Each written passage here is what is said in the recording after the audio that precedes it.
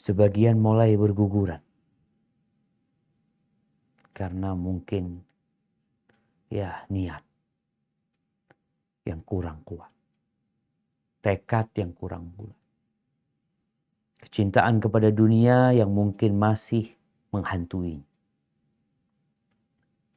Maka ahibati fillah, ketahuilah bahwa Nabi SAW tatkala memberikan kabar gembira kepada para sahabat tentang hadirnya bulan Ramadan, tentang keutamaan bulan Ramadan. Beliau mengatakan, fihi lailatun khairun min alfi syahr. Di bulan ini, yang sejak awalnya sudah dibuka pintu surga, ditutup pintu neraka, di bulan ini ada satu malam yang lebih baik dari 1000 bulan. Man hurima khairaha faqad hurim. Barang siapa yang dihalangi dari meraih satu malam ini, satu malam aja, maka dia orang yang terhalang. Ahibati fillah, kita percaya dengan adanya surga. Dan surga itu untuk semuanya yang mau masuk surga. Baik itu pria atau wanita. Baik itu tua atau muda. Baik itu kaya atau miskin. Semuanya punya kesempatan yang sama untuk meraih surga. Bukan karena seorang ustadz sehingga dia lebih memungkinkan untuk meraih surga. Enggak juga. Bukan karena orang kaya. Dia lebih mudah untuk masuk surganya. Semua punya kesempatan yang sama. Begitu pula dengan Lailatul Qadar. Lailah yang artinya malam. Mungkin ada di antara emak-emak yang namanya Laila. Qadar artinya takdir.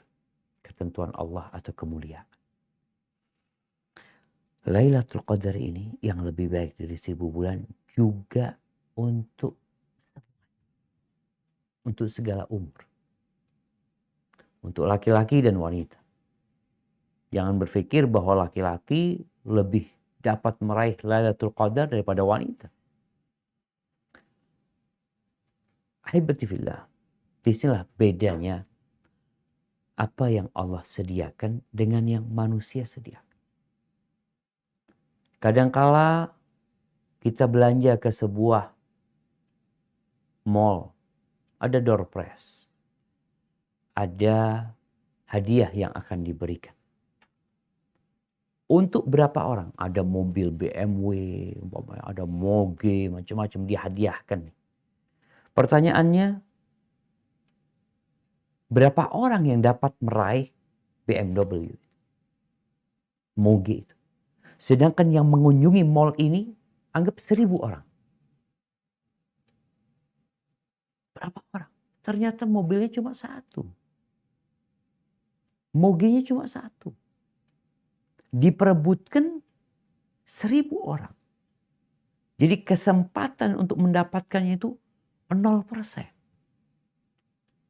Karena hanya satu orang dari 1000 yang akan dapat. Sehingga semaksimal mungkin pun orang berjuang untuk mendapatkannya, tetap yang dapat satu orang. Itu door prize buatan manusia. Tapi yang Allah sediakan, surganya, Masya Allah, cukup untuk seluruh penduduk dunia. Bukan hanya untuk yang beriman, bukan. Surga Allah itu cukup, artinya luasnya, besarnya, itu cukup untuk seluruh penduduk dunia. Artinya kalau semuanya mau masuk surga, cukup gitu. Allah akan kasih surga itu. Dengan syarat dan ketentuan. Nggak ada istilahnya, oh udah ketinggalan itu. Udah penuh surga. Nggak ada. Surga itu seluas langit dan bumi. Jadi kesempatan engkau untuk mendapatkan. Bisa. Makanya sampai orang kafir ketika masuk ke dalam kuburannya. Orang jahat masuk kuburannya. Ditunjukkan kepada dia surga. Ini loh tempatmu di surga. Kalau engkau beriman. Kalau engkau bertakwa. Tapi karena engkau salah jalan. Ini tempatmu di neraka.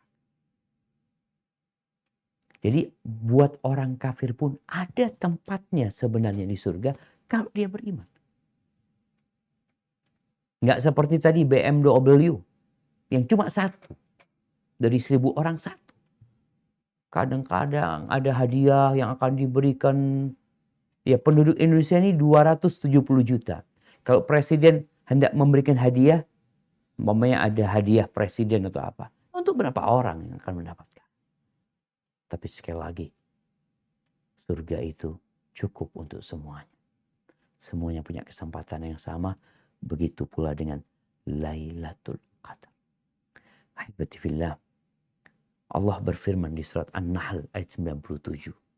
Apa kata Allah Jalla Jalla?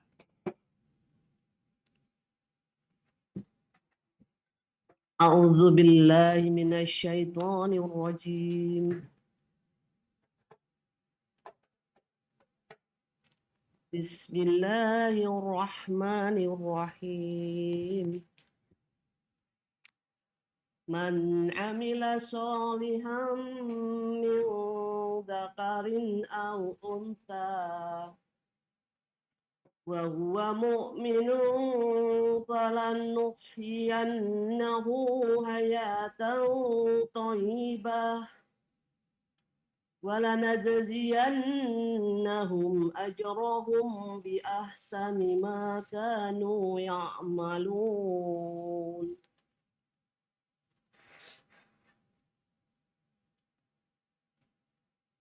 Artinya, barang siapa mengerjakan kebajikan, baik laki-laki maupun perempuan, dalam keadaan beriman, maka pasti akan kami berikan kepadanya kehidupan yang baik dan akan kami beri balasan dengan pahala yang lebih baik dari apa yang telah mereka kerjakan. barakallahu fiik. Siapa saja, laki-laki atau pokoknya syarat dan ketentuan terpenuhi, selesai. Nggak ada istilahnya udah habis sempat. Hadiahnya udah habis. Nggak ada. Dan berkaitan dengan Lailatul Qadar ini, Allah berfirman di surat Al-Qadr ayat 1 sampai 5. Mungkin kita sering mendengarnya. Kita sering membacanya. Tapi hari ini coba kita membacanya sambil merenungkan. Nah, tafadhal. A'udzu billahi minasyaitonir rajim. Bismillahirrahmanirrahim. Inna anzalnahu fi lailatul qadr. Wa ma adraka ma lailatul qadr. Lailatul qadri khairum min alfi syahr. Tanazzalul malaikatu warruhu fiha biidzni rabbihim min kulli amr. Salamun hiya hatta. Salamun hiya hatta matla'il fajr. Barakallahu. Sesungguhnya kami telah menurunkannya Al-Quran pada malam Qadar.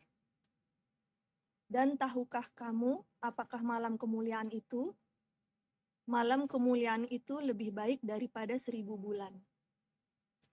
Pada malam itu turun para malaikat dan ruh Jibril dengan izin Tuhannya untuk mengatur semua urusan.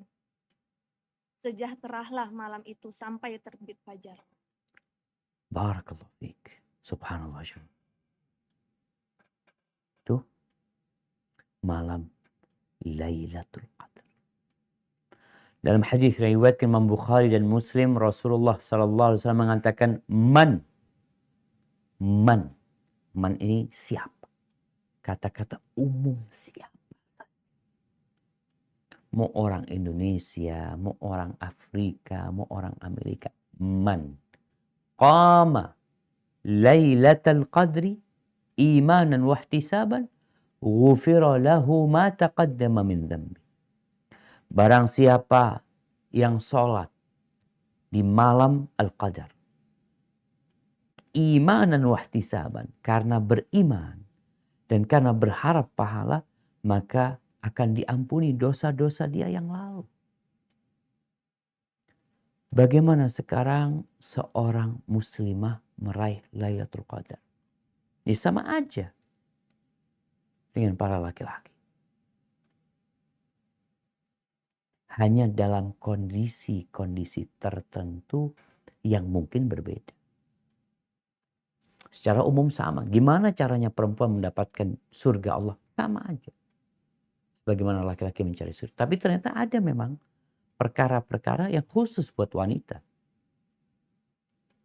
Seperti contohnya, sholat berjamaah di masjid. Perempuan lebih baik sholat berjamaah atau sholat sendirian di rumah. Apa yang harus dilakukan oleh seorang wanita? Ada yang harus dilakukan dan ada yang harus dihindari. Jadi kalau ada seorang perempuan datang ke dokter mau sehat, mau diet, mau badannya mau bagus. Ada yang perlu dikerjakan, ada yang perlu ditinggalkan. Untuk meraih Lailatul Qadar ini, yang pertama adalah niat. Benar mau Lailatul Qadar. Benar apa enggak? Karena banyak di antara kita yang mendengarkan kajian tentang Lailatul Qadar. Ketika ditanya, apakah engkau mau Lailatul Qadar? Ya iyalah. Kalau hanya ucapan ya iyalah tanpa tekad dan niat yang benar, bohong. Kalau benar orang setelah tahu tentang Lailatul Qadar, maka dia akan persiapan. Allah Azza wa Jal berbincang tentang orang-orang munafikin. Yang orang-orang munafik ini pandai berbicara. Pandai bersilat lidah. Bahkan Allah mensifati mereka, wa idza ra'aitahum tu'jibuka ajsamuhum wa in yaqulu tasma' liqaulihim ka'annahum khusyubun musannad. Kalau engkau melihat mereka, engkau takjub sama mereka. Dengan penampilan mereka. Kalau ngomong, Allah benar-benar dengerin omongan mereka. Jangan sampai kita termasuk di barisan mereka. Yang tatkala ditanya apakah engkau ingin dapat Lailatul Qadar. Ya Allah, iya siapa yang gak kepingin ini itu. Tapi benarkah hatimu ingin Lailatul Qadar? Itu hanya engkau yang tahu. Allah menyebut tentang orang munafik yang pandai berbicara. Kenapa mereka ketika perang kok gak berangkat? Ketika Nabi pulang dari peperangan, mereka datang minta maaf ya Rasulullah. Kita ada kesibukan ini, itu gak bisa ikut perang, gak bisa jihad, macam-macam. Nabi memaafkan mereka, tapi Allah akan menghisap mereka. Namun Allah menyebutkan bahwa ternyata mereka selama ini bohong. Minta maaf gak bisa ikut perang. Memang gak mau berangkat mereka. Bukan gak bisa berangkat. Bukan karena ada halangan, tapi memang nggak mau. Itu yang terjadi. Begitu pula dengan Lailatul Qadar. Begitu pula dengan puasa Ramadan. Ada orang-orang yang nggak puasa. Alasannya nggak kuat. Engkau memang nggak niat loh. Kerjaan berat ini engkau memang nggak niat. Semalam engkau sahur? Enggak. Memang engkau nggak niat puasa. Kalau benar engkau mengatakan, aku nggak kuat puasa. Sudah dicoba, sudah malam aku sudah bersahur. Aku akhirkan sahurku. Aku makan yang bergizi. Tapi di tengah jalan aku pingsan. Oh betul. Oh betul. Tapi engkau malam. Gak sahur wala apa. Sahur cuma minum air. Padahal tahu akan kerja berat. Lalu engkau berbuka di siang harinya. Engkau memang gak mau. Begitu pula dengan orang-orang munafikin. Apa kata Allah tentang mereka di surat Taubah ayat 46?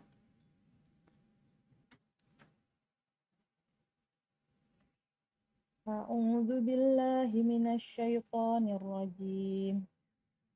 Walau aradul khuruja la'addu lahu uddat Lahu uddah.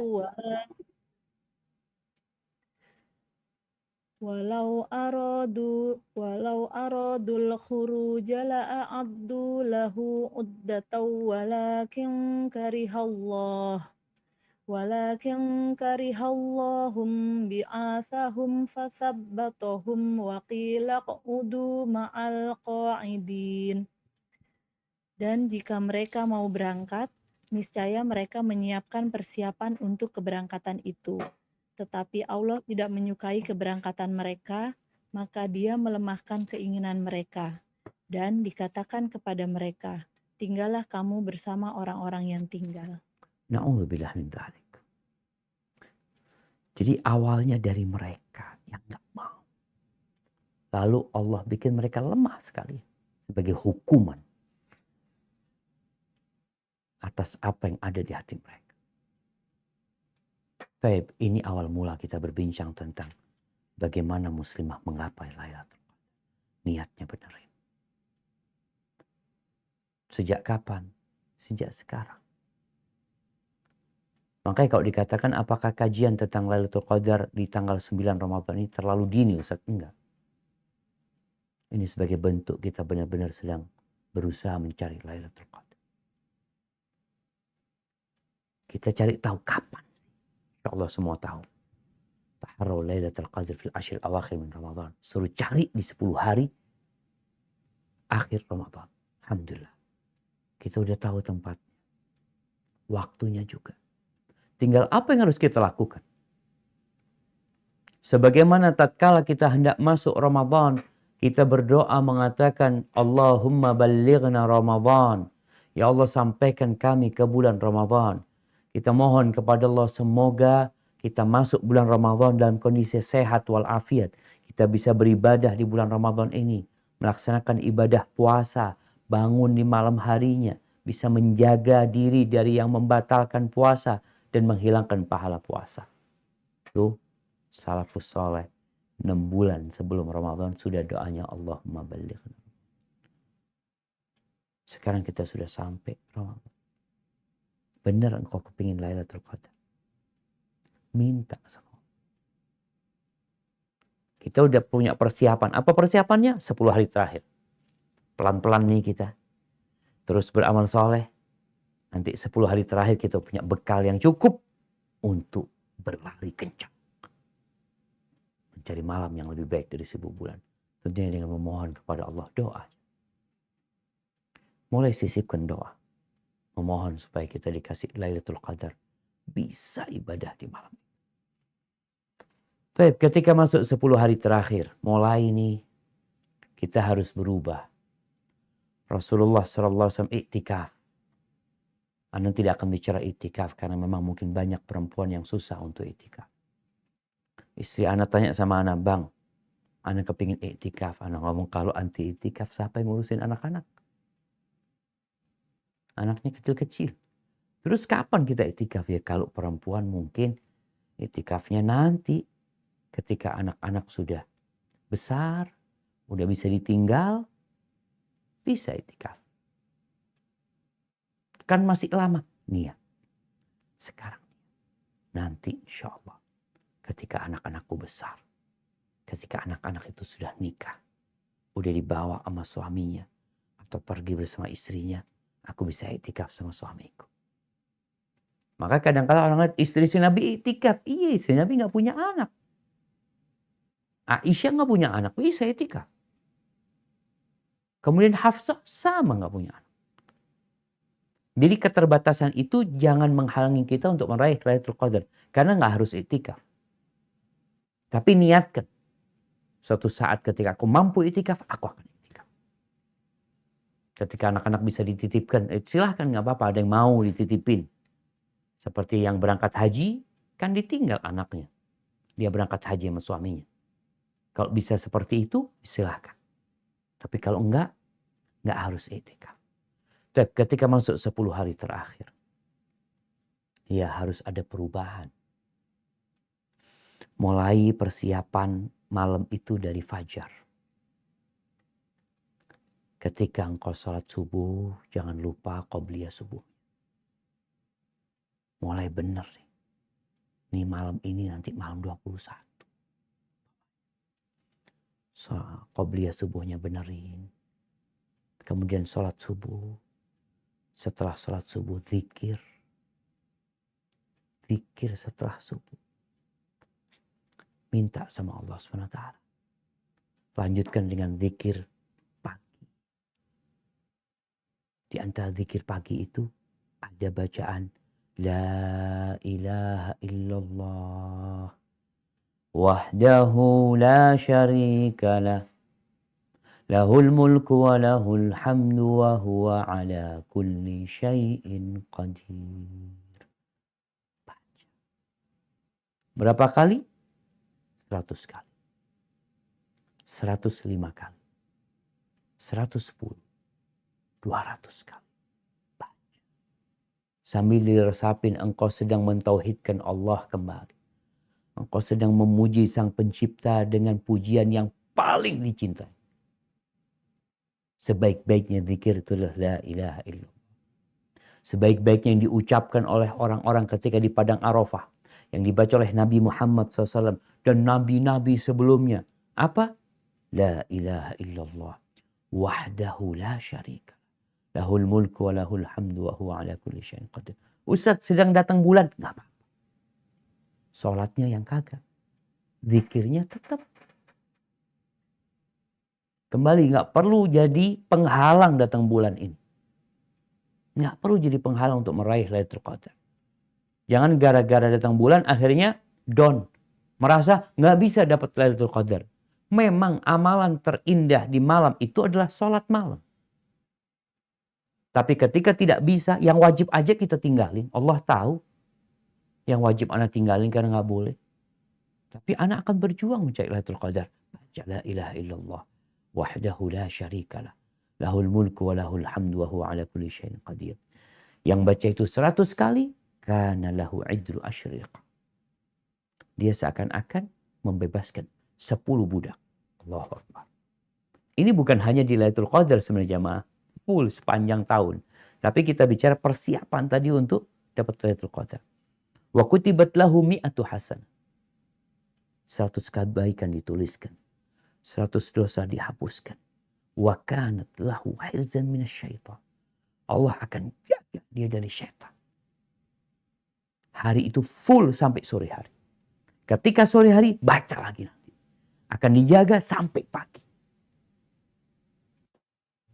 Dan tidak ada walam ya'ti ahadun bi afdal mimma ja'a bihi illa ahadun amila aktsar min dzalik. Enggak ada orang yang lebih utama dari orang ini kecuali yang amalannya lebih banyak. Maka tolong dijaga. Kita perlu penjagaan Allah Azza wa Jalla. Baik. Setannya dibelenggu. Nah. Tapi tetap setan. Ya, ada pengaruh setan sebelum dia dibelenggu yang sudah biasa godain kita.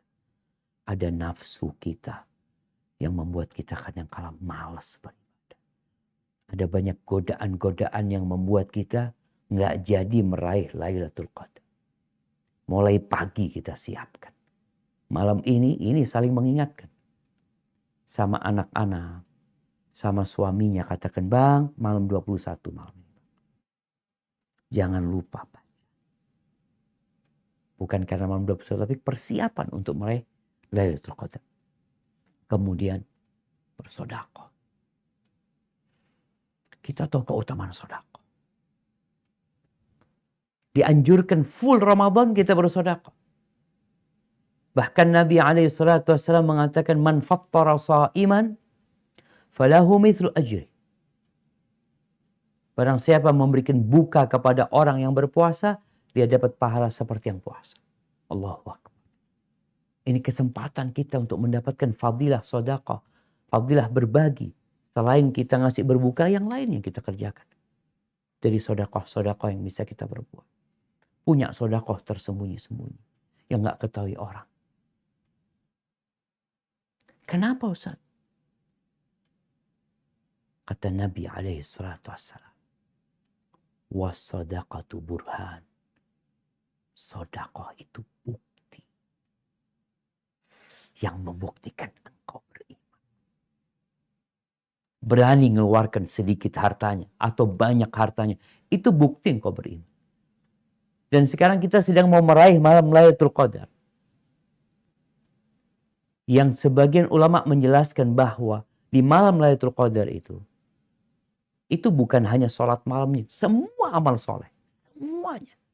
Mau sodakoh pun, mau zikir, mau doa, lebih baik dari 1000 bulan. Ya kita berusaha. Udah full 10 hari terakhir ditambah sodakohnya. Yang biasanya memberi buka orang puasa umpamanya 10 orang, jadi 20 orang.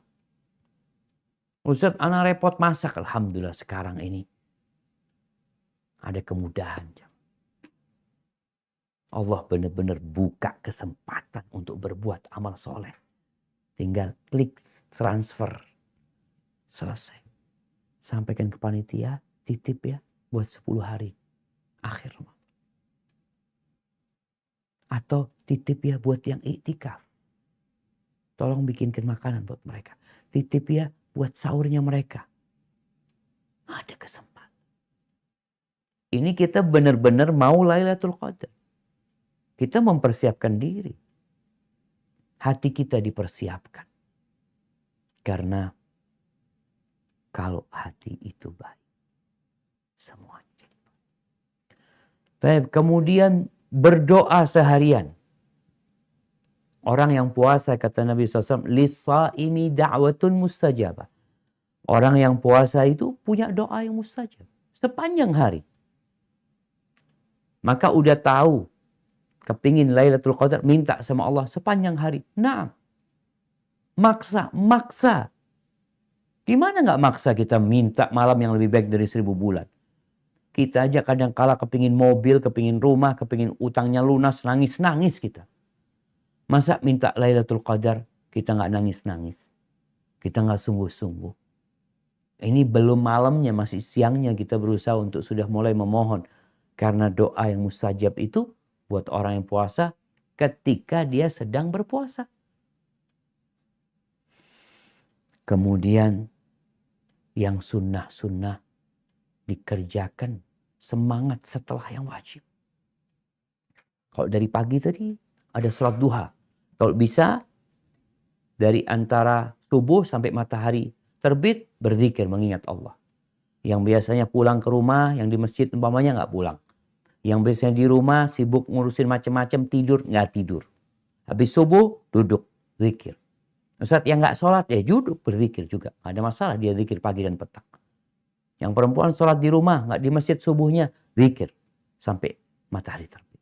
Setelah itu sholat duha yang sedang sholat. Sholat yang nggak sholat duha istighfar. Dia bisa membaca doa yang setelah sholat duha. Membaca Rabbighfirli wa tub alayya innaka antat tawwabur rahim 100 kali. Engkau udah gak bisa sholat duha, gak doa lagi. Yang bisa sholat duha, yang biasa 2 rakaat tambah 4 rakaat. Yang biasa 4 tambah 8 rakaat. Yang biasa 8 tambah 16 rakaat. Kenapa? Bener loh. Kita mau Lailatul Qadar. Kita persiapkan. Tapi jangan memforsir dirinya karena malam nanti tempat perjuangannya. Ini persiapan. Kemudian ketika sholat zuhur, usahakan qobliyahnya dijaga. Sebelum qobliyah, jawab adzan. Mungkin sebagian orang, dia adzan kita masih ngobrol. Kadang-kala adzan kita masih pegang handphone. Nih 10 hari terakhir, nggak ada. Dengar adzan berhenti. Jawab adzan. Dengerin adzan sambil dihayatin. Ketika dengar asyhadu an la ilaha illallah wa ana asyhadu wa ana asyhadu. Aku juga bersaksi. La ilaha illallah.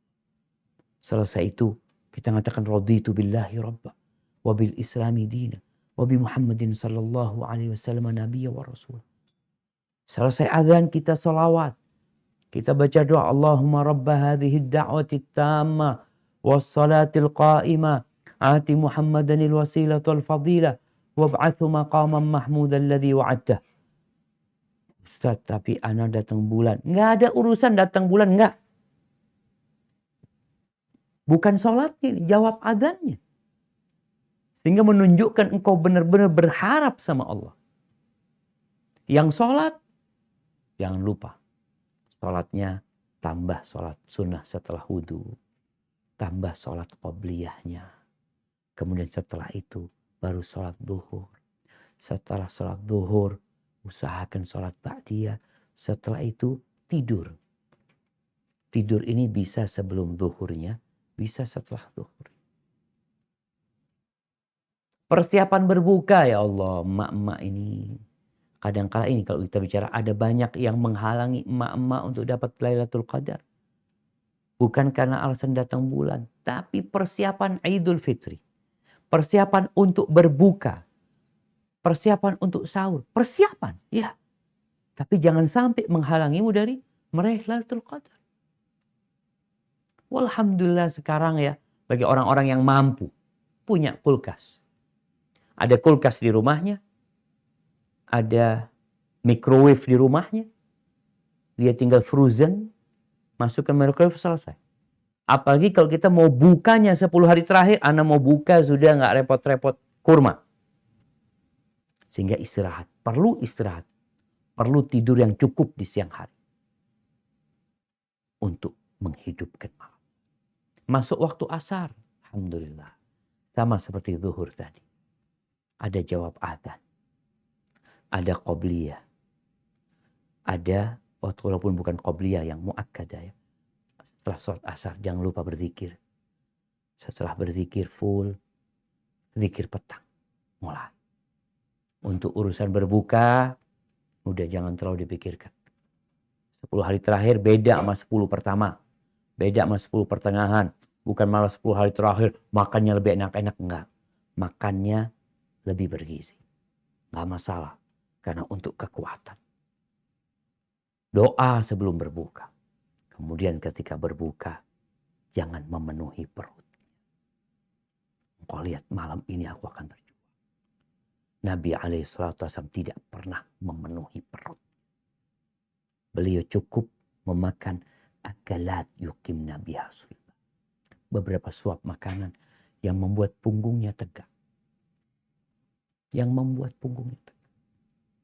Tapi karena malam Lailatul Qadar mungkin kita perlu vitamin. Kita perlu yang membuat kita bisa segar. Sampai kalau perlu mandi-mandi. Bagaimana para salafus shalih di malam 10 hari terakhir mereka benar-benar memaksa dirinya untuk semangat. Orang tuh kadang-kadang males ya. Dia capekin. Tapi ketika mandi, dia jadi segar.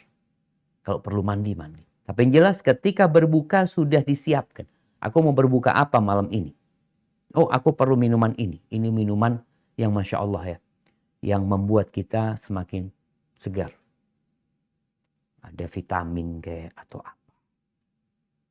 Atau perlu pakai doping. Suntik. Artinya sesuatu yang boleh, yang memang memotivasi kita untuk beribadah. Setelah persiapan tadi itu. Kemudian setelah makannya cukup, ya jangan lupa. Tadi jawab adzan. Kemudian setelah adzan kita sholat. Berbuka, kemudian sholat. Jangan lupa ba'diyah maghribnya. Kemudian antara maghrib dan isya. Sudah bicara dunia mulai dipisahkan kita. Handphone kita ma'assalamah. Kalau bisa emak-emak kasih kabar. Mulai hari ini puasa lihat statusnya orang. Puasa. Jangan sibuk lihat statusnya orang. Pas malam 10 hari terakhir. Sampaikan afwan off WA-nya.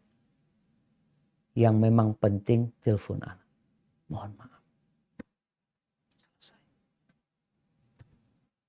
Kenapa? Ana mau cari Lailatul Qadar. Yang lebih baik dari 1000 bulan. Perlu berjuang. Udah gak itikaf. Kalau itikaf di masjid mungkin kita bisa selesai. Handphone tinggal di rumahnya semuanya afwan. Masuk masjid. Dan orang sekarang. Kalau gak pegang handphone. Itu kayak orang kebingungan. Bingung. Tapi kalau dipersiapkan. Baik. Menuju salat isya. Sama. Usahakan lebih maksimal lagi. Bagi yang memang berangkat tarawih ke masjid. Berangkat. Kalau enggak silakan di rumah ibu-ibu. Di rumah. Gak apa-apa. Dia persiapkan. Dengar azan. Langsung mulai. Ambil wudhu ini. Jawab azannya. Kemudian sholat. Pakai sholat wudhu atau sholat di antara azan dan qomat. Silahkan kau sholat. Kemudian sholat isya. Setelah sholat isya sholat ba'diyah. Sebelum sholat dia zikirnya disempurnakan. Dan ingat doanya tetap mendampingi kita selalu. Setelah itu sholat tarawih. Atau engkau mau diakhirkan? Iya Ustaz, ini kita bicara yang sholat dulu. Silakan kau sholat. Kalau memang ikut di masjid, fadl di masjid. Cari masjid yang benar. Ya semua masjid benar insya Allah. Tapi maksudnya yang lebih panjang bacaan. Yang lebih indah bacaan. Yang lebih semangat dan tumak ninah untuk ibadah di sana. Di tempat itu. Setelah itu, kalau memang niat mau sholat tahajud, jangan ditutup witir. Atau kalau mau ikut witir sama imam, nanti sholatnya gak pakai witir lagi. Pulang. Capek, istirahat. Tapi jangan lama-lama. Jangan di atas di ranjangnya. Kasurnya. Jangan. Karena kondisi itu membuat kita. Orang itu, Ana masih ingat ada seorang guru dulu. Di pondok. Dia cerita waktu dia mondok. Awal zaman dulu, zaman setelah kemerdekaan. Dia itu sama bapaknya dikasih beras sama kelapa. Sama kelapa. Dikasih. Dia tanya, buat apa kelapanya ayah? Buat bantalmu kalau tidur. Iya. Jadi kalau goyang dikit jatuh kepalanya. Bangun dia. Bangun. Artinya kita perlu mengkondisikan. Kalau memang mau istirahat. Ingat tujuannya niat benar ya. Mau bangun sholat tahajud nanti. Tapi perlu istirahat. Takut nanti ya kecapean sholat malam. Kalau perlu istirahat, istirahat. Tapi kalau nggak ngantuk, jangan ditidur-tidurkan. Akhirnya nggak tidur, nggak beramal soleh. Kalau memang nggak ngantuk, aku belum ngantuk, udah ngaji, berzikir. Bagi perempuan datang bulan, jangan menyentuh mushaf, tapi silahkan kau ngaji, berzikir. Apa zikirnya? Apa saja. Doa jangan berhenti. Khususnya Allahumma innaka afuun tuhibbul afwa fa'fu anni. Sholatnya yang sholat bisa pakai mushaf yang besar dibuka. Taruh depannya. Usahakan di malam itu benar-benar engkau memaksimalkan. Kalau umpamanya malam biasa engkau baca 2 halaman. Malam Lailatul Qadar engkau baca 1 juz, 1 rakaat. Minta. Karena Nabi SAW ketika masuk 10 hari terakhir. Apa kata istrinya Aisyah radhiyallahu ta'ala anha? Syaddal mi'zar. Sarungnya, tali sarungnya dikencangkan. Wa ahya laylahu. Malamnya dibangunkan. Artinya tidurnya sedikit. Kemudian wa ayqadha ahla. Keluarganya dibangunkan. Khususnya di sepertiga malam akhir. Dibangunkan yang bisa dibangunkan. Wajar. Jadi semangatnya berbeda. Dengan yang sebelumnya. Kemudian ketika engkau sahur, sahur ini waktunya berkah. Berkah sahur itu. Sahurnya berkah, waktunya berkah. Di penghujung sebelum subuh, engkau istighfar.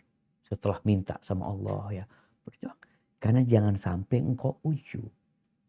Merasa, saya dapat Lailatul Qadar. Aku nggak tidur, aku berzikir ini. Istighfar. Allah mengatakan tentang penghuni surga itu, wabil ashari hum yastaghfirun. Dan di waktu sahur mereka istighfar. Istighfar. Kemudian nanti subuhnya lanjut seperti kemarinnya. Terus berusaha aja. Tapi yang jelas di malam yang ganjil kita lebih semangat lagi daripada di malam yang genap ya. Kemudian jangan lupa yang mungkin punya kesalahan. Bertobat kepada Allah ya. Karena memang ya kita takut Ramadan selesai. Lailatul Qadar nggak dapat, dosa kita nggak diampuni. Ada dosa-dosa yang kita perlu bertobat kepada Allah. Hadza wallahu a'lam bishawab. Itu yang bisa Anda sampaikan pada kesempatan kali ini. Mungkin kita masuk ke sesi tanya jawab. Barakallahu fiik. Nah. Alhamdulillah, jazakallahu khair wa barakallahu fiik Ustadz untuk paparannya. Dan alhamdulillah sudah beberapa pertanyaan terkait topik hari ini. Untuk pertanyaan pertama ini ada beberapa yang mirip, saya satukan jadi satu insya Allah. Pertanyaan pertama ya Ustadz. Nah, tafadhol. Assalamualaikum Ustadz. Afwan, pertanyaan ini mungkin sudah banyak ditanyakan. Namun mohon penegasannya lagi Ustadz. Dalam 10 hari terakhir Ramadan, mana yang lebih utama? Sholat lail yang biasa diadakan dini hari setelah kita tidur, ataukah tetap tarawih? Bagaimana dengan Rasul? Apakah ada hadis bahwa Rasul sholat tarawih juga sholat lail dini hari? Selama ini jika Anda sudah tarawih, saat bangun dini hari, benar-benar hanya fokus baca Quran. Apakah pengaturan ini lebih baik? Barakallahu fiik. Ada satu lagi mungkin Ustadz yang juga terkait, apakah boleh meminum obat anti datang bulan selama 10 hari terakhir itu juga? Masya Allah. Barakallahu fiik. Masya Allah. Nah, ahibati fillah. Kalau bicara sholat malam, maka sholat malam itu diutamakan di akhir malam. Di masa Umar bin Khattab radhiyallahu anhu, Umar itu mengumpulkan orang-orang sholat tidak di akhir malam, tapi di awal malam. Maka tatkala orang-orang pada sholat, Umar mengatakan, yang sekarang sedang tidak melaksanakan, yang melaksanakan nanti akhir malam, itu lebih baik. Jadi yang melaksanakan akhir malam itu lebih baik sebenarnya. Karena fadilah waktu. Keutamaan waktu ini, di mana kita tahu sepertiga malam akhir, waktunya Allah turun ke langit dunia. Waktunya doa dikabulkan. Waktunya istighfar diterima oleh Allah Azza wa Jal. Sehingga waktunya lebih utama. Kalau bicara bagaimana sholatnya Nabi alaihi salatu wassalam. Maka Nabi sholatnya hanya 11 rakaat. Beliau sholat 11 rakaat. Ingat di 10 hari terakhir itu beliau menghidupkan malamnya. Sehingga bukan hanya di akhir malam beliau bangun. Tapi malam itu hidup dengan ibadah Nabi SAW. Sehingga sholatnya Nabi itu hampir full satu malam. Bayangin cerita Hudzaifah ibnul Yaman. Entah itu di Ramadan atau di luar Ramadan. Hudzaifah menceritakan. Dia pernah sholat bermakmum kepada Nabi SAW. Satu rakaatnya 5 juz. Beliau sholatnya 11 rakaat ya. Satu rakaatnya 5 juz. Rakaat kedua lebih pendek biasanya. Tapi kalau kita lihat, satu rakaatnya aja itu. Ya kalau Anda rasakan kita baca Quran. Kita baca Quran itu 5 juz. Mungkin butuh waktu 2 jam setengah. Itu rakaat pertamanya doang. Berdirinya doang. Belum rukuknya yang mirip dengan berdirinya. Belum iktidalnya yang mirip dengan rukuknya. Belum sujudnya yang mirip dengan berdirinya. Sallallahu alaihi wasallam. Dan bacanya beliau mutarassilan. Beliau kalau lewat ayat rahmat minta rahmat. Lewat ayat tasbih beliau bertasbih. Jadi kondisinya kalau engkau mau sholat 11 rakaat, silahkan. Nabi memang sholatnya cuma 11 rakaat. Bas. Tapi itu sampai hampir sahur. Sholat. Artinya memang tadi dimulai mungkin di awal malam. Tidak sepertiga malam akhir. Dimulai di sana. Tapi sampai mau sahur. Kalau kita kan terawihnya ya udah terawih 1 jam selesai. Sehingga banyak waktu kosong kita. Boleh Ustaz? Ya boleh-boleh aja. Terus boleh nggak nambah? Kalau bicara boleh nambah, Nabi SAW mengatakan salatul lail matna-matna. Salat malam 2-2. Kalau kau takut subuh, tutup dengan witir. Hadis ini menjadi dalil bahwasanya boleh menambah salat malam dari 11. Tapi Nabi cuma 11 ya. Nabi cuma 11 tapi hampir subuh. Engkau 23, bas 1 jam selesai. Jadi banyak waktu kosong. Terus gimana? Boleh nggak salat malam? Boleh, engkau tetap sholat. Maka tadi Ana sampaikan, usahakan ketika memang ibu-ibu mau 11 rakaat, silakan. 11 rakaat. Tapi sampai sahur. 11 rakaat. Mulai mungkin. Dulu mereka mengakhirkan waktu isya'nya ya. Diakhirkan waktu isya, mungkin isya jadi jam 9, baru sholat isya. Setelah itu nyambung dengan sholat malam. Terus sampai waktu sahur. Jadi 11 rakaat. Nggak cukup mau sholat 23 rakaat. Nggak cukup. Karena apa? Ya bacanya udah panjang-panjang. Sehingga kalau dikatakan bagaimana sebenarnya Nabi SAW, tadi jawabannya. Beliau sholatnya sampai hampir sahur. Dari tadi, ya setelah isya yang tidak langsung ya, disebutkan bahwasanya dulu mereka mengakhirkan waktu isyanya, sholat Nabi panjang. Yang sholatnya pendek-pendek ketika malam hari bangun, ya usahakan. Kalau dia nggak mau sholat nggak apa-apa, tapi dia mau memanfaatkan waktu itu untuk sholat, itu sangat indah sekali untuk dia. Hadza wallahu a'lam bishawab. Barakallahu fiik, Hah? Ustaz. Ah, Gimana, ada pertanyaan tadi? Oh, penunda haid. Nah, iya, berkaitan dengan obat penunda haid. Jangan dipakai. Kenapa? Karena yang pertama, bukan hal yang darurat untuk. Bukan hajat yang mendesak. Beda dengan orang umroh yang memang dia, kalau dia nggak umroh, dia harus pulang. Dan dia sulit untuk balik lagi. Sedangkan ini, kalau engkau nggak puasa, memang diperbolehkan. Ganti di hari lain. Lailatul Qadar gimana? Engkau masih bisa mendapatkannya dengan amalan-amalan yang tadi sudah disampaikan. Hadza wallahu a'lam. Barakallahu fiik, Ustaz. Pertanyaan berikutnya. Assalamualaikum warahmatullahi wabarakatuh, Ustaz. Waalaikumsalam. Dan ummahat semua, insya Allah Ustaz selalu dalam lindungan Allah Subhanahu wa Ta'ala. Amin. Ustadz, saya tinggal di Eropa Utara di Swedia. Saat ini subuh waktunya 01.45. Dan 10 malam terakhir Ramadan nanti subuh bergeser ke pukul 03.05. Setelah subuh, mengingat masih di pertiga malam, apakah masih termasuk malam Lailatul Qadar, Ustadz? Jazakallahu Tunggu, khairan. Afwan. Setelah subuh. Ya, jadi karena subuhnya itu jam 03.05. Nah, mengingat bahwa subuhnya itu masih di sepertiga malam, apakah masih termasuk malam Lailatul Qadar? Afwan, ya, na'am jamaah. Ahibati fillah. Kalau subuhnya di sepertiga malam berarti belum subuh. Kenapa? Karena malam itu dimulai dengan matahari terbenam dan terbitnya fajar. Itu yang disebut malam. Jadi cara menghitung malam, ya, ini mungkin penting buat teman-teman semuanya bagaimana cara menghitung malam sebenarnya. Soalnya kalau tadi katakan seperti jam 03.00 itu dianggap sepertiga malam. Mungkin buat Indonesia sebenarnya. Tapi buat mereka di sana itu sudah pagi. Karena menghitung waktu malam itu dihitung dari matahari terbenam sampai fajar terbit. Jadi setelah fajar terbit hilang malam itu. Nah, sepertiganya dari tadi. Kalau umpamanya ternyata Ustaz di situ Ustaz kita sholat maghribnya jam 9 malam. Subuhnya jam 3. Ya udah berarti hanya 6 jam malamnya itu. Ya dibagi tadi. Berarti kalau bicara tengah malamnya benar jam 12 itu tengah malam buat mereka. Kemudian sepertiganya ya tinggal dilihat. 2 berarti jam berapa? Jam 1 ya? Iya, jam 1, 2, 3, jam 1 ke jam 3 itu sepertiga malam akhir.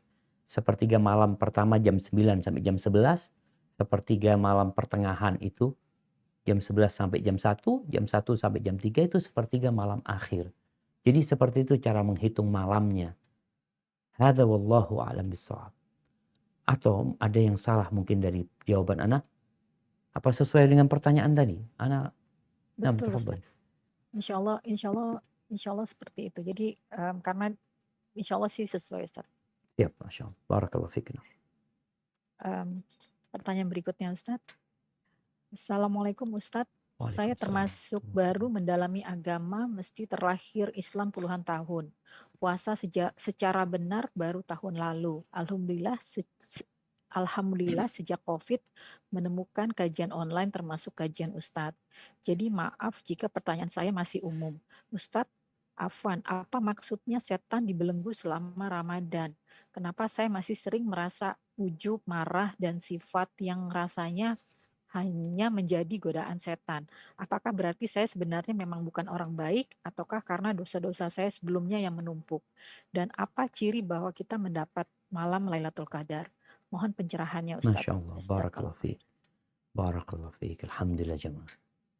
Semoga semakin banyak orang-orang yang mendapatkan hidayah. Kita lihat pandemi ini mungkin membuat kita sulit untuk beraktivitas. Membuat kajian-kajian sulit untuk diadakan di rumah Allah Azza wa Jalla. Tapi ternyata jalan dakwah dan hidayah itu sangat luas sekali. Salah satunya adalah kajian online yang diadakan walaupun orang di rumahnya tetap dapat ilmu. Semoga yang bertanya dikasih istiqamah oleh Allah Azza wa Jalla dan dikasih husnul khatim. Dan tentunya kita semuanya. Amin. Baik, berkaitan dengan setan dibelenggu. Memang penjelasan para ulama beragam. Yang pertama, benar setan itu dibelenggu. Artinya setan itu nggak bisa godain seperti dulu dia menggodain. Karena orang itu dibelenggu, kadang-kala dia masih bisa ngomong. Dia teriak-teriak atau gimana. Itu orang dibelenggu. Sehingga setannya nggak bisa beraktivitas seperti dulu. Yang kedua, maknanya memang jalan-jalan setan untuk menggodain manusia dipersempit. Nggak bebas dia. Karena dengan berpuasa ini, setan itu kan ikut aliran darah. Ketika orang berpuasa, menyempit jalan untuk setan. Karena dia nggak makan macam-macam ini itu. Sehingga dia bisa lebih mengontrol dirinya. Ini makna dibelenggunya setan salah satunya. Tapi dua makna ini benar. Setan itu dibelenggu secara nyata. Dan kemudian ruang geraknya dipersempit dengan kita tidak makan. Kita sedang berpuasa. Terus bagaimana dengan ya bisikan-bisikan yang masih ada di diri kita.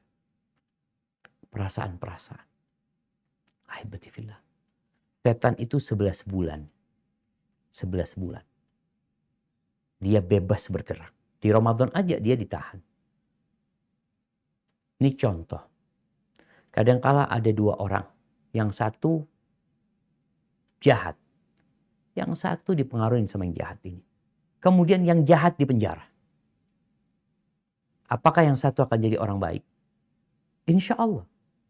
Tapi kadangkala pengaruh fulan ini yang sudah berbulan-bulan mempengaruhi dia. Ketika dia sudah dipenjara, dianya yang mungkin sudah terbiasa dengan dosa-dosa itu.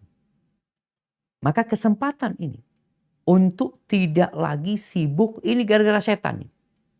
Kenapa? Ini gara-gara diriku sendiri. Engkau memang berarti kurang baik. Tadi bicara ujub ini itu. Di sini di Ramadan ditempa jiwa kita.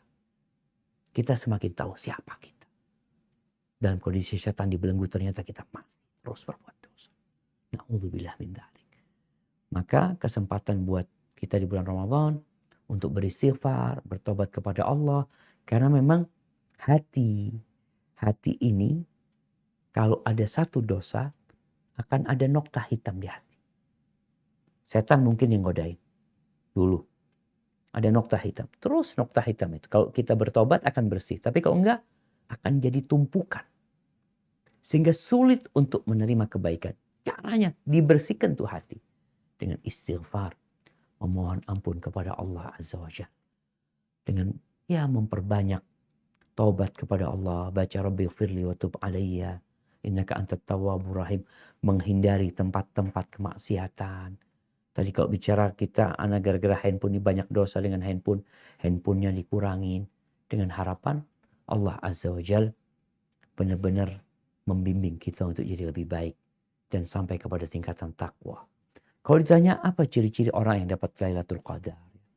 Orang yang diterima ibadah puasanya. Wallahu a'lam. Allah yang tahu. Tapi kita tahu cara mendapatkan. Ini yang bisa kita lakukan. Syarat dan ketentuan dipenuhi. Cuma memang kadang-kala kita merasa syarat dan ketentuan udah kita penuhin. Kadang-kala enggak. Makanya di sini kita takut enggak diterima. Karena contohkan seperti orang yang ada pengajuan lamaran kerja. Berkasnya datangkan. Udah bawa berkas. Ana udah penuhin berkasnya. Kita sudah merasa berkasnya lengkap. Ternyata setelah diperiksa, oh ada yang kurang antum. Ini loh kurang ini. Penuhin yang ini ya bawa lagi berkasnya. Kemudian kita merasa kita udah lengkapin, kita sampaikan. Ternyata ada lagi yang kurang. Begitu pula dengan ibadah kita. Kenapa Rasul sallallahu alaihi wasallam mengajarkan kepada kita selesai sholat itu istighfar. Takut gak diterima. Kenapa Nabi Ibrahim alaihissalam setelah membangun Ka'bah, yang beliau lakukan adalah Rabbana taqabbal minna. Dalam proses membangun, setelah membangun, beliau minta, ya Allah terima dari kami. Ya Allah. Jadi kita nggak tahu syarat dan ketentuan, kita tahu yang harus kita penuhin. Tapi apakah diterima? Insya Allah diterima sama Allah. Allah maha menerima. Insya Allah tobat kita diterima. Insya Allah kita dapat Lailatul Qadar. Tapi kita juga tahu, apa aku pantas dapat Lailatul Qadar? Aku banyak dosanya. Di sini kita berbaik sangka sama Allah dan buruk sangka sama diri sendiri. Sehingga berusaha untuk lebih baik lagi. Kita nggak bisa memastikan. Ada ulama menyatakan bahwasanya tanda orang diterima ibadahnya, dapat Lailatul Qadar, diterima Ramadannya, dia semakin baik. Dia tidak seperti yang sebelumnya. Dia semakin taat. Itu tanda taufik yang Allah berikan. Semoga itu menjadi tanda diterimanya amal kita. Hadza wallahu a'lam bissawab. Alhamdulillah Ustaz. Barakallahu fiik Ustaz untuk jawabannya. Pertanyaan berikutnya. Bismillah Ustaz. Dengan pandemik ini, perusahaan Ana dan suami cukup tergoncang. Biasanya kami bersemangat untuk sedekah di bulan Ramadan. Kali ini terpaksa harus memilih. Kami berselisih untuk siapa dana yang terbatas ini diberikan. Ana berpendapat pegawai harus didahulukan dibanding orang yang jauh karena selama ini mereka menjadi keluarga terdekat. Mereka juga mengalami banyak kesulitan bersama selama ini. Namun suami merasa tidak perlu lagi karena mereka sudah mendapat gaji dan memilih untuk bersedekah pada orang-orang jauh yang tidak kami kenal secara pribadi. Apa yang sebaiknya kami lakukan? Jazakallah khair Ustaz. Masya Allah. Barakallahu fiik. Naam jamaah. Mengetahui mana yang lebih utama, ini berat. Karena dua-duanya utama. Dua-duanya mulia. Kita tuh memahami mana yang baik dan yang buruk mudah. Udah ketahuan ini baik, ini buruk. Bahaya sama manfaat tahu. Tapi dua-duanya manfaat. Dua-duanya baik. Tapi mana yang terbaik? Itu yang kadang-kala memang butuh berpikir, mencari tahu. Ketika seorang sahabat mendapatkan nasihat dari Nabi SAW untuk bersedekah. Lalu dia mengatakan, ya Rasulullah, indi dinar. Aku punya 1 dinar. Apa kata Nabi SAW? Anfiqhu ala nafsik. Engkau pakai untuk kebutuhanmu. Kebutuhanmu dulu. Indi dinarun akhir. Aku punya dinar yang lainnya. Kau berikan kepada istri. Berikan kepada nafkah buat istrimu. Ini dinar, punya lagi aku ya Rasulullah. Kau berikan kepada anak atau anak baru istri. Aku punya lagi ya Rasulullah. Engkau lebih tahu mana yang lebih berhak mendapatkan. Jadi memang kita berkaitan dengan sedekah ini, kita harus mulai dengan orang yang jadi tanggung jawab kita. Sebelum kita memikirkan orang jauh. Karena terkadang kita memikirkan orang jauh tuh banyak yang mikirin. Artinya ya ada yang dekat sama dia sebenarnya. Sedangkan orang yang dekat sama kita kadang-kadang nggak ada yang mikirkan kecuali kita. Maka kita harus memikirkan mereka. Kalau tadi dikatakan siapa yang paling berhak sebelum bicara karyawan, maka tolong keluarga, kerabat, diperhatikan mereka. Walaupun mungkin lokasi mereka jauh, tapi mereka dekat sama kita secara rahim. Maka cari sama suami kerabat kita dulu. Yang di masa pandemi ini juga terdampak. Baik, kalau kemudian bicara antara karyawan dan orang jauh umpamanya. Lihat siapa yang lebih membutuhkan. Kalau sama-sama orang jauh. Tapi kalau kita melihat tadi karyawan kita ini berjuang bersama kita dan mereka terdampak. Kalau bicara gaji, mungkin suami merasakan oke, kewajiban sudah. Kewajiban selesai. Sedekah ini bukan kewajiban yang kepada karyawan. Tapi ihsan kepada mereka. Yakni berbuat baik kepada mereka. Kita tahu di antara mereka mungkin ada yang ya sangat terdampak dengan pandemi ini. Cuma mereka nggak minta-minta. Maka Nabi SAW mengatakan, laisal miskin. Orang miskin itu bukan yang minta sana minta sini, dikasih satu, mungkin kasih 1.000, 2.000 kalau uang sini, kemudian dia menerima. Tapi ada orang miskin yang nggak ada yang tahu dia itu miskin, tapi dia perlu dibantu. Dia nggak minta-minta, tapi kita tahu kondisi dia. Maka ini yang perlu diperhatikan. Kalau orang yang minta-minta selesai, dia sudah menampakkan dirinya. Tapi ada orang yang tidak minta-minta, maka kita perlu perhatikan mereka. Jadi kiranya seperti itu, mana yang lebih utama, yang lebih membutuhkan, yang kita kenal sama mereka. Kalau mau dikasih yang jauh, mungkin suami tetap ingin ngasih yang jauh, okelah dibagi. Sebagian kasih yang jauh. Mungkin sang suami kepingin punya sedekah yang tersembunyi, yang tidak ada yang nggak tahu. Sampai orang yang dikasih nggak tahu sampai. Mungkin seperti itu sebagian diberikan kepada.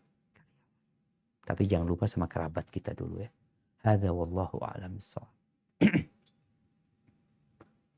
Barakallahu fiik Ustaz. Ini adalah pertanyaan terakhir, insyaallah. Mungkin bisa Bismillah. 2 pertanyaan lagi. Oh, masih bisa 2. Alhamdulillah. Insyaallah. Ya, baik Ustaz. Pertanyaannya pertama, Bismillah. Ustadz mohon bantuannya. Bagaimana caranya emak-emak, maksudnya para ibu, mengajak anak-anak ibadah dan mengaji, terutama selama Ramadan ini, tapi tanpa perlu marah-marah terhadap anak-anak. Barakallahu fiik Ustaz. Naam, jamaah rahimakumullah. Anak-anak itu ujian buat emak-emaknya. Allah Azza wa Jalla mengatakan, wa'mur ahlaka bis salati wastabir 'alaiha. Suruh keluargamu salat dan sabar. Sabar. Makanya emak-emak memang ya di rumah ana juga kadang-kala ada suara yang keras-keras ya, anak ngomong. Emaknya anak-anak ya lagi marah sama anak-anaknya dalam urusan ibadah. Urusan sholat kadang-kala udah disuruh sholat masih ya, main ini, main itu, suruh lagi masih ini itu. Maka perlu bersabar. Bagaimana caranya supaya nggak marah-marah? Gandeng tangan mereka. Jangan teriaki mereka. Kita ini sering neriaki anak-anak. Fulan. Tapi engkau datengin dia. Ketika dia sibuk dengan handphonenya, ngomong, nak, sini handphonenya dulu nak. Yuk ngaji sama ibu.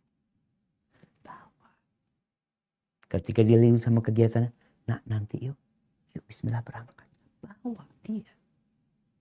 Sehingga anak ini merasa, ini benar-benar ibuku gitu.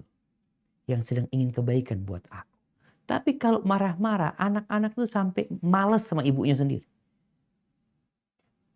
Dia akan mengatakan, ya Allah, mama ini kayak gini ya, itu macam-macam. Maka perlu. Dan juga minta tolong sama Allah. Kadang-kadang kita tahu anak-anak berat nih, anak fulan, ya Allah berat dengan fulan. Engkau bisa minta, engkau angkat tanganmu sebelum engkau nyuruh dia. Minta, ya Allah bantulah hamba, ya Allah berikan hidayah kepada anak hamba, ya Allah. Apalagi di bulan Ramadan nih, minta sama Allah. Kita tuh diperintahkan untuk minta kepada Allah dalam segala kondisi.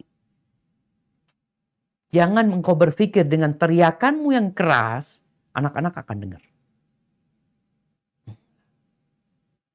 Mungkin anak-anak tuh di awal aja, tapi lama-kelamaan biasa dengar teriakan emaknya. Udah memang kayak gini emaknya, sampai kadang-kadang tetangganya tanya, emakmu ngapain tadi? Teriak-teriak, iya aku tadi. Maka jangan, emak-emak tolong berusaha mulai saat ini, kalau mau ngasih tahu anaknya, ngajak anaknya, diambil tangan anak. Yuk nak, bismillah. Sambil berdoa memohon kepada Allah ya. Semoga Allah memberikan hidayah kepada kita semua. Nah, Jazakallah khair Ustaz. Pertanyaan mungkin yang terakhir, ini juga ada beberapa yang sama Ustaz. Nah. Bismillah Ustaz, mengenai niat puasa. Insya Allah rasanya saya berusaha benar-benar berharap ampunan dan pahala Allah. Namun kadang terselip juga meski sedikit Ustadz, niat untuk mempergunakan kesempatan dengan mencari kesehatan dan diet dengan mengatur makanan. Bolehkah ini Ustadz? Atau sebaiknya saya tidak peduli dan saat puasa sunnah saja mengatur makannya. Jazakallah khair Ustaz. Masya Allah. Nah, barakallahu fiik. Ya ahibati fillah. Kalau bicara keutamaan puasa, itu banyak sekali. Keutamaan puasa secara akhirat. Orang itu akan dapat pahala yang tanpa batasan dari Allah.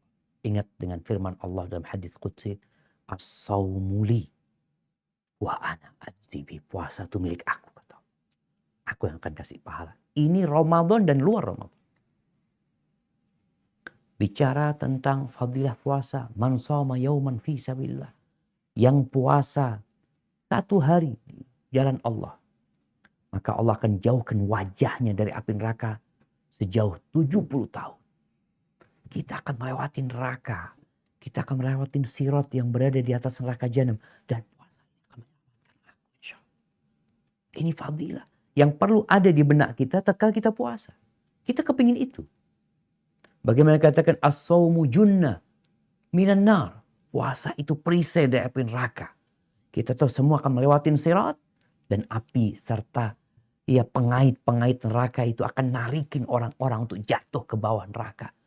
Jadi dia punya perisai. Aku sedang buat itu. Hadirkan itu di diri kita.